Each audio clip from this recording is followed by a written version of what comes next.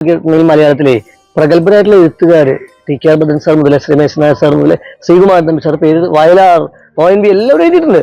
ആകാശമാം പുള്ളിപ്പുലിമേലെഴുന്നള്ളും രാകാശശാങ്കനാം സ്വാമി സ്വാമി.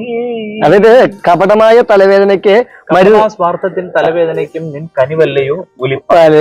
അതിനപ്പുറം രമേശ് നായർ സാറാണ് അല്ലേ? നായർ സാറിനെ പോലെ ഒരു ഭക്തകവി. ഞാൻ ഇത് പറയുമ്പോ തെറ്റാണെങ്കിൽ ക്ഷമിക്കുക.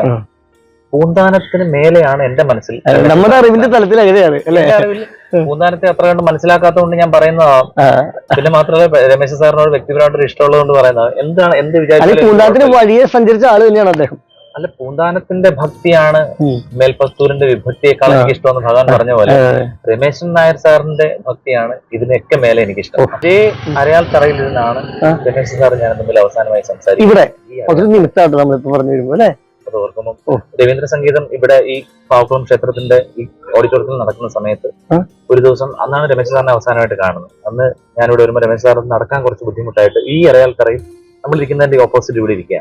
അവിടെ പോയി അത് സംസാരിച്ചാണ് അവസാനമായിട്ട് നേരിട്ട് സംസാരിക്കും. പക്ഷെ ഞങ്ങൾ ഇടയ്ക്കിടയ്ക്ക് ഫോണിൽ സംസാരിക്കും. കാര്യം ഏത് സംശയവും മലയാള ഭാഷയിലെയോ സംസ്കൃതത്തിലെയോ തമിഴിലെയോ ത്രിഭാഷാ പണ്ഡിതനാണ്. തിരുക്കുറളൊക്കെ പരിഭാഷപ്പെടുന്നു. ഇളയരാജ സാറിന്റെ സംഗീത കനവ് ജീവചരിത്രം മലയാളത്തിൽ പരിഭാഷപ്പെടുത്തിയതും രമേശ് സാറാണ്. പിന്നെ ഏത് സംശയവും വിളിച്ച് ചോദിക്കാം.